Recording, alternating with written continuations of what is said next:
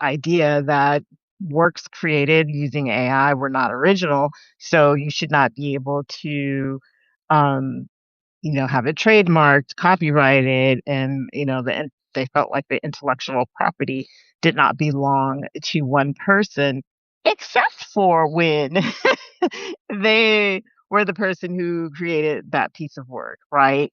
And then there were others there who felt like this one woman told a story about how she really connected with a piece of art at an art gallery until she was speaking with the artist, like she was really going to purchase it. And then she went and spoke to the artist to say, like, what inspired you to make this? Blah, blah, blah.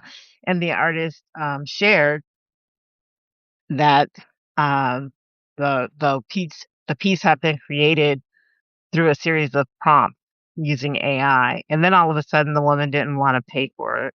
Hmm. Didn't want to pay for it. She didn't think it was worth the $2,000 that was being asked because she felt like it wasn't original art anymore. She then started saying how she couldn't see the soul in the art, and it just took the discussion in a whole different way, Yeah. right? So, I mean, I personally think that our AI is just a tool, and it enhances the creativity that you have versus the other aspect where um you didn't really make it. I feel like there's only one of you, and nobody's gonna type in the exact same prompt that you typed in. Yeah. That's a good point. So there's a few things I can comment on in regards to that. So one, I actually have an article titled "AI is not a tool," and I'll tell you the reason. So AI can be used as a tool, and the general population uses it as a tool, right? Because it's like you see probably more and more people now are using Google search engine less, for example, right? Mhm. So, like the general Right. population is using AI, especially like ChatGPT, as their new search engine because it's so much better. So in that case, yeah, you're using it as a tool. But even in that case, I'll explain to you why I think AI is not a tool. A tool doesn't know who you are. So that's my reasoning for it. So basically, like you could use AI as a tool to kind of hammer and nail things. You know what I mean? Mhm. You can use it as a really good search engine to be a tool for whatever your purpose may be. But while you're using it as a search engine, it's getting to know you. It's getting to know your interests. So I think that's the big differentiator for me as to why I think AI is not actually a tool. Because I mean, a tool doesn't get to know you and get to know you better and better every day to the point where AI might know you better than you know yourself. So that's kind of my logic behind it. And Mhm. I completely understand in the art world and the music world why people will say it's soulless, etc. And actually, I think that it's a good argument. I mean, it's kind of hard to argue against it because at the end of the day, art and music really does come from the soul, and um, you should be generating it on your own or in a group with other people. But I think to say that it's not an original idea is also that's kind of an iffy. It's kind of like a gray area there, and it comes down to like what I was mentioning before about original ideas. Some people say there is no original idea, and that's been said well before the creation of AI, right? Right. Hey. Like, I'll Mhm. give you an example. Like, let's say, like in the sciences, right? There's all these ideas and topics and articles and scientific journals and all of these things, right? And Mhm. so, and usually they build on top of one another. So, are are new scientific innovations and technologies not original because they've been built on the shoulders of their ancestors, basically? And also, No. if you have an idea and you combine it with another idea, right? Let's say two non-original ideas, and then you combine them. Is that now original if nobody's ever discussed it privately or publicly or researched it? So it's kind of like an iffy thing, in my opinion. So that's pretty much where I'm at with that. Interesting perspective. But as an artist and a musician, I would challenge you that it's not a tool because you're like I play the clarinet until maybe until I was 49. I played the clarinet, and I still draw and paint. And so I feel like AI is the equivalent to my instrument or my brushes or my pastel chalks that I use, right? And it can be inspiring, like when I'm creating with my pastels, I can listen to music or, I'll look at a book or a movie, and that'll foster ideas in my brain, right? For me, AI it truly can be a tool because it's allowing me to type out different things, and even though it's creating the image instead of me having to do it manually, when I see that image, it will spurn something else, and I could, type something different in and take it in a whole different direction.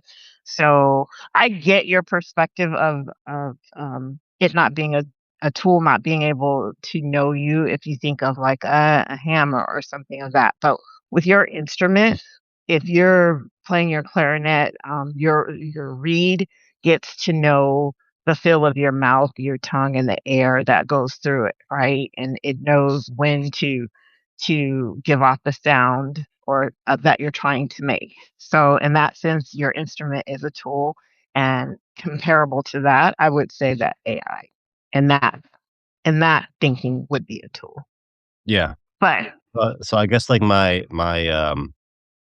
a lot of really good points there. I think especially in the music and the arts, it's hard to argue against. I also was a musician for a long time. I played piano, I played drums. So oh, I feel cool! like I play the piano too. yeah, I feel like musical instruments are an extension of you, and I Yeah. feel like AI is similar in that way.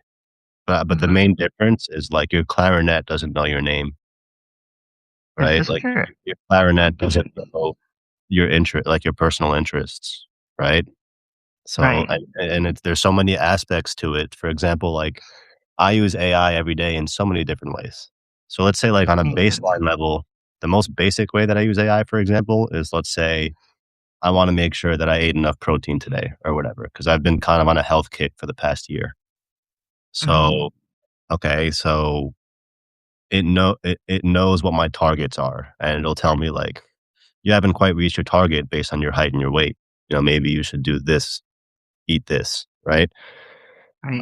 And then on a deeper level, like with my newsletter, I post daily, and I wouldn't be able to do so without the help of AI. So some people would say you're using AI as a tool to help you do that, but in a Mhm. way, I don't know any other tool that knows my personal interests and knows what I'm building, right? So that's my main reasoning for why I think AI is technically not a tool. Whereas um, a lot of people define it in that way. It can definitely be used as a tool for sure, 100%. But as you're using it as a tool, it's getting to know you, and tools don't know you True. personally. So that's basically my theory on it. Okay. Cool beans. Basically, Cool that's beans. about it. Question for you. I heard you say that you're using it to reach your health goals. How have you brought um, AI into the real world? Like making it multidimensional. Have you connected it to, say, any apps on your phone or like your Alexa or Google Mini, or have you connected it to something like an NFC tag or anything like that to kind of, you know, expand on the capabilities? Sure, sure. I could definitely comment on that. Um, so I will say I haven't connected it to anything else. So like I Mhm. basically most of the time that I'm using ChatGPT, for example, it's either on my Mhm. desktop or my phone. I don't have it connected to anything else. Even though it kind of goes back to the question of like like on a three-dimensional scale, for example, like there's no way for me to promise myself or anybody else that the information that I'm putting into ChatGPT about myself isn't being shared and sold in this. huge data broker economies. So basically, like, I think even if you don't connect it to other apps or to Siri or to Alexa or whatever it may be, um, it's getting to know you for a reason, and one of the biggest reasons about is because your data is very valuable. So Exactly. yeah, so that's why you have all these huge data centers popping up here and there, Oh, and yeah, money being invested into that because it's a whole economy in and of itself. it is. So in my real world life, like Monday through Friday, I work in technology, marketing automation, and data privacy. So I can answer that question pretty confidently when the person was talking about data privacy. We don't have any.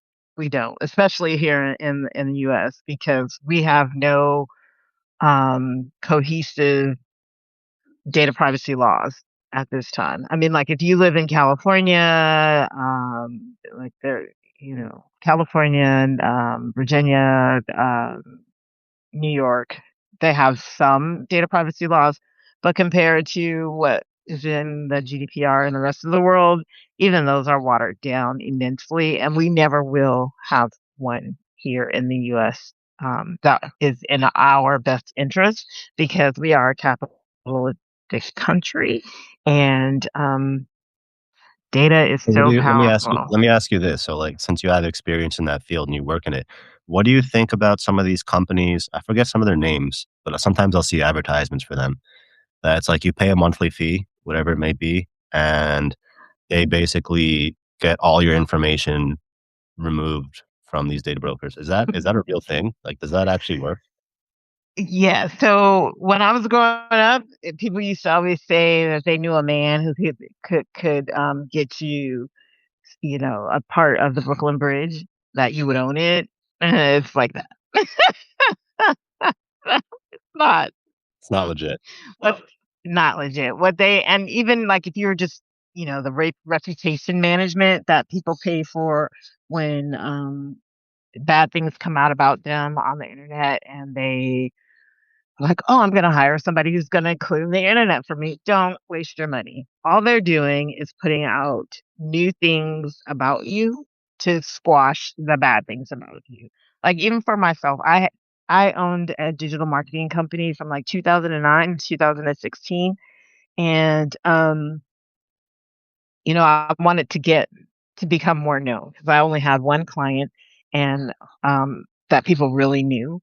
So I'm, like, doing all these speaking engagements and all this stuff and pushing all of that to the top because before, the only thing on the internet about me was my artwork. Like, I'm a published artist, and when you used to Google my entire name, it would just come up like, "Oh, she's an artist, da da da da da." There was nothing about tech or digital marketing or anything like that. So I started doing all these press releases and, just a whole press run to get that information to the top. Um, I stopped doing that in 2019 and just really focused on my day job, which is working in tech. If you were to Google my entire name now, I would not be on the first 3 pages. What comes up is a newscaster who her name is Karen. My entire name is Karen Robinson, Karen Rogers Robinson. Well, the newscaster, her name is Karen Robinson Rogers. So it just like completely ignores me now because I haven't done anything newsworthy in what 2019 or 7 years. So right, so it doesn't. They're not erasing anything bad about you. They're pumping the internet up with other things. Because, like, if I were to do 6 months of a press run, when you did search for me, you would actually get me, not the newscaster who has the flip version of my name, Interesting. right? So They're basically, not. don't waste your money. Basically, is what you're saying. Don't waste your money because once it's in the internet space, it is in the internet space. Right. It's just somebody will always be able to dig it up. That's Right. why politicians, they did a lot of the younger politicians, like my son's age, that are like in their late 30s, and they're running for offices now. things that they did in college, like, people with blackface or um, just really wild things that you would do in ignorance of youth is coming up. Even people in my age group that like who went to the wild parties that they used to have in Atlanta. Um, you know, I'm in Atlanta now. There's a woman who's like my age. She's like 5 years younger than me, and she went to Freaknik, right? And that was like women were, oh my gosh, I would not want my granddaughter or my daughter to like go there. She now for the last 20 years has been a very upstanding, churchy type person. While somebody uncovered something that had been taken from during this Freaknik thing, and they uploaded it. Like, they took the old school picture and they uploaded it on the internet, and they put her name on it. So now that Oh, she's running for office, it's coming out. So even people who are older Xers, we're not safe. We're oh, not safe. Anything we did in our youth is gonna come up. So wow. yeah, like kids nowadays, their parents need to instill in them as a teenager, like the things that you do today will still be able to be found Right. when you're in your That's a later great. years. So, yeah. Okay, so this is what we'll do here to just wrap it up. So yeah, typically like I really enjoy doing these because I get to talk to new people every day. Um, and just like I can learn from people and hopefully they can learn from me as well. Um, so I'll just read out a couple more messages here in the chat and then we'll wrap it up. And if you don't mind, I do like to sometimes post these clips here and there and post a live stream, and I'll tag you as well if you're okay with that. Oh yeah, that's cool. Okay, cool. All right, so let's see. I read that about Sora training. S Varag63 says, I've seen a dozen of YouTube shorts in which a cat saves a baby on a porch from a bear. Became highly suspicious it was AI after seeing a third video like that. Yeah, it's these AI videos are getting crazy. I like how sometimes you'll see them and it'll say this is AI generated. And I've noticed that recently that I started posting to YouTube probably like 4 or 5 days ago. And one of the things that they ask you is there any AI generated content? And I guess some people choose to click yes and some people choose to ignore it. I think it would be beneficial if more people were more transparent about that. Yeah, Because it's getting so real. Um, it is. Yeah, It and then is. Rich says, "Thanks to AI, we can no longer believe our own eyes." It's facts. True. And he says AI is only another, uh, maybe you can say tool to create art. However, it does have a direct effect on the scarcity of the artwork produced and therefore on the value of. It's probably a good point, but also I think that's probably why like people need to be transparent about what's AI generated, and that's why I also like for me, I don't create the art that I create with AI is specifically just for my newsletter for every article. And I'm very transparent about that. Like, I'm not if I had to first of all, I am artistic more on the music side of things, but not like, Mhm. pen and paper or pastels or anything of that nature. But, like, there's no possible way that I'd be able to do what I'm doing without the help of AI. Um, and then Greg says Norton claims to offer that. I think he's talking about what we spoke about with these, companies that offer to get your data removed from the data brokers. But I'm gonna trust Renee on this one, and I'm not gonna waste my money, because 'cause I've been considering it, especially, like, being more of, like, a public figure now. Mhm. It's a little scary. Um, and then Dale says, "Thanks for doing this really great idea." Yeah, it's awesome. See, like, I got to meet Renee today, and we're having a great conversation, and she probably saved me some money too. Oh, yeah, I saw you do this the other day. It was really great. So I was like, "Oh, okay." I hopped on yesterday and I only got caught like the tail end, but you were having a great conversation with 2 women. And then, this morning when I thought go live, I was like, "Oh, let me see what he's gonna be talking about," since I was out walking my dog. I was like, "Let me see what he'll be talking about." I really appreciate Um, yeah, so thank you. It was really cool to join you. I will say, don't waste your money, do it yourself. Just make sure, like, if you get interviewed, I would upload the interview to the internet and just filter the, spam the internet with good things about yourself. And Yeah, if there's, I doubt that there's anything negative, but if there's something that you don't want to be seen, right, it would just go further down. But the yeah, more good stuff you put about yourself in the internet, that's what most people are going to see. Just from the marketing piece of my career, most people don't go past the third page when they do a search anyway, right? So just make right. sure that all the good stuff is in the first three pages. Yeah. Yes, hi. I think like for me, like it was just like obviously like my Substack has grown to a point I didn't really think it would get to, and now I'm starting with YouTube, and I've seen what consistency does with these social media algorithms, and like when I do something, I just go like all the way with it. So I'm planning on doing this. I would do it every day. It's just my wife asked me to take Sundays off, so I'm gonna do that because she's the boss. So I'm gonna be taking Sundays off, but basically like Monday through Saturday, I have my day job in my office, which I'm at now, and then once I finish my Uh-huh. job, I just open this up and I start doing this. Um, so basically, that's that. Rich says the reason I asked is because sometimes I use an alias online. It sounds like it's a good idea. Yeah, that's why, like, for me, like, on my Substack, I don't have my picture in my profile or anything, and for the longest time, up until probably about a month ago, when I started doing these lives, nobody knew my face or my name. The only thing I had on there was I have an ebook linked in my profile, which has my full name on it, so that's really the only thing, which I guess you could probably take that name and plug it into Facebook and see a picture of me from 15 years ago. Um 'Cause I haven't used Facebook in that long. Will Ty says, "Does Karen have a Substack?" Yeah, she does. You can see she just typed in right below where you typed Will Ty, Karen Renee. So everybody Yep. subscribe to Karen, and I will also be subscribing to her, and I will tag Thank her in you. any clips or videos that I post as well.